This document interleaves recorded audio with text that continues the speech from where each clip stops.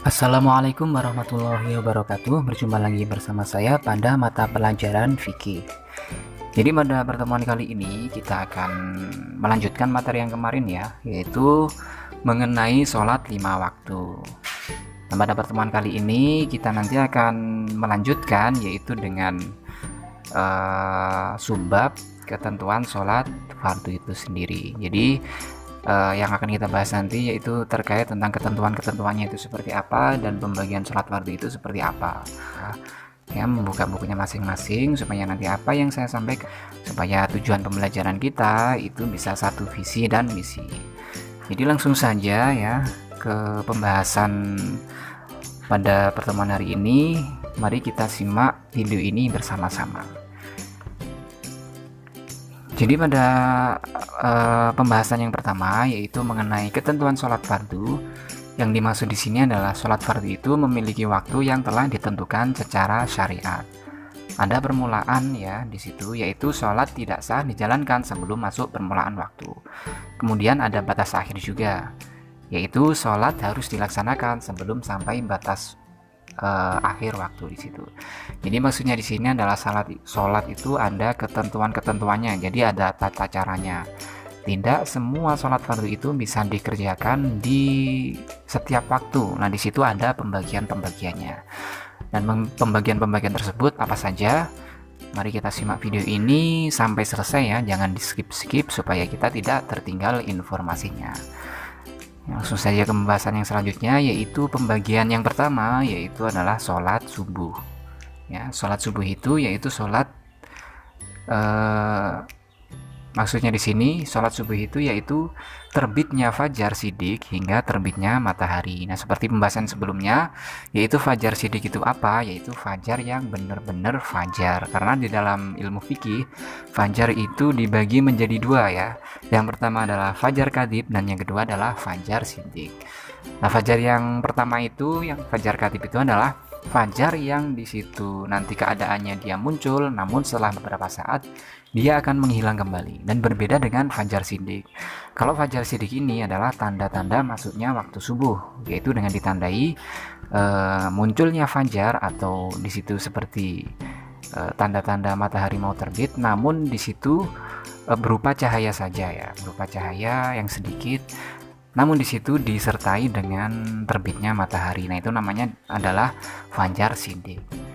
Dan hal tersebut adalah termasuk waktu dari sholat subuh ya. Cuma singkat sekali ya. Waktunya sangat singkat sekali, yaitu diawali dengan fajar sidik sampai terbitnya matahari. Dan apabila matahari sudah terbit, maka waktu subuh sudah habis dan sudah tidak dianjurkan untuk sholat subuh. Seperti itu ya. Jadi apabila kita tertinggal waktu sholat subuh, maka kita wajib mengkodoknya seperti pembahasan yang sudah kita bahas pada materi yang sebelumnya. Kurang lebihnya seperti itu. Terus kemudian pembagian sholat yang kedua yaitu sholat duhur. Jadi sholat duhur itu apa? Jadi sholat duhur itu yaitu waktu zawal. Zawal yang dimaksud di sini adalah waktu tergelincirnya matahari. Ya, seperti itu. Zawal adalah waktu tergelincirnya matahari. Dan kemudian sholat duhur itu dimulai sejak tergelincirnya matahari di ufuk barat hingga masuknya waktu asar. Jadi apabila di situ matahari masih di tengah pas ya, masih di tengah-tengah kepala, maksudnya di atas kepala pas, nah seperti itu. Maksudnya di situ tepat di atas kepala kita, itu belum dianjurkan untuk sholat duhur. Maksudnya di sini belum masuk waktu duhur. Tapi apabila di situ matahari sudah agak condong ke barat, ya, maka di situ sudah masuk waktu duhur. Dan apabila di sini kita lihat ya, jadi dari keterangannya, waktu masuknya yaitu diawali dengan tergelincirnya dan berakhir ketika waktu asar ya. Seperti itu waktu duhur. Jadi apabila kita lewat dari waktu asar ini, maka kita sudah tidak diperbolehkan sholat duhur, dan karena di sini sudah memasuki waktu asar ya. Seperti itu ya pembahasan dari sholat duhur. Maksudnya di sini tata cara melaksanakan sholat duhur itu seperti itu.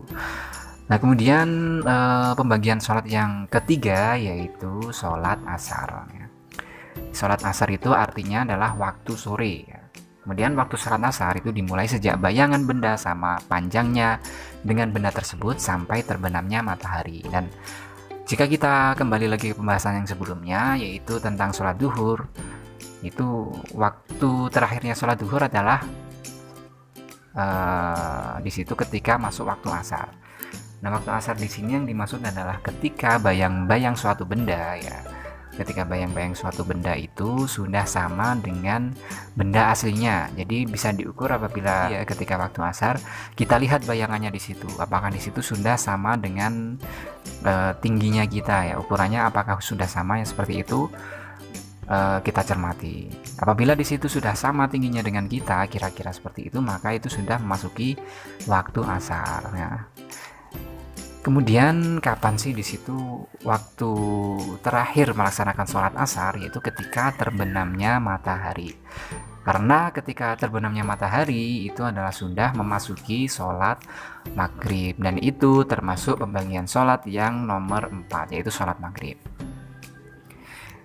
Di sini penjelasan mengenai sholat maghrib itu adalah sholat maghrib artinya waktu dan arah tempat tenggelamnya matahari ya, seperti tadi ya keterangan sholat asar tadi, bahwasanya waktu terakhir melaksanakan sholat asar itu adalah ketika matahari sudah terbenam.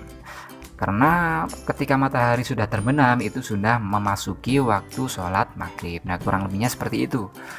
Dan kemudian waktu sholat maghrib ini dimulai sejak terbenamnya matahari hingga hilangnya awan berwarna merah di cakrawala. Nah, ini kalau bahasa dari awan merah itu adalah mega merah ya. Mega merah itu namanya awan merah. Nah, sama saja.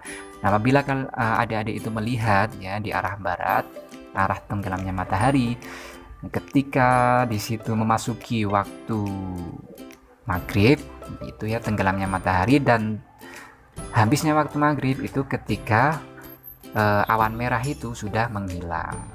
Karena ketika tenggelamnya matahari itu pasti disertai dengan awan merah tersebut, dan apabila awan merahnya tersebut sudah hilang maka sudah memasuki waktu sholat isya, dan itu adalah pembagian sholat yang nomor 5, yaitu sholat isya. Dan jika kita lihat keterangannya, yaitu sholat isya yaitu sebuah nama untuk saat awal langit mulai gelap. Nah, setelah maghrib maksudnya, hingga sepertiga malam yang awal. Jadi waktu mengerjakan sholat isya itu setelah hilangnya syafaq di ufuk barat sampai sepertiga malam sebelum fajar. Nah, maksudnya di sini syafaq itu adalah seperti tadi ya, hilangnya awan merah itu ya di ufuk barat, itu maksudnya di sebelah barat seperti itu.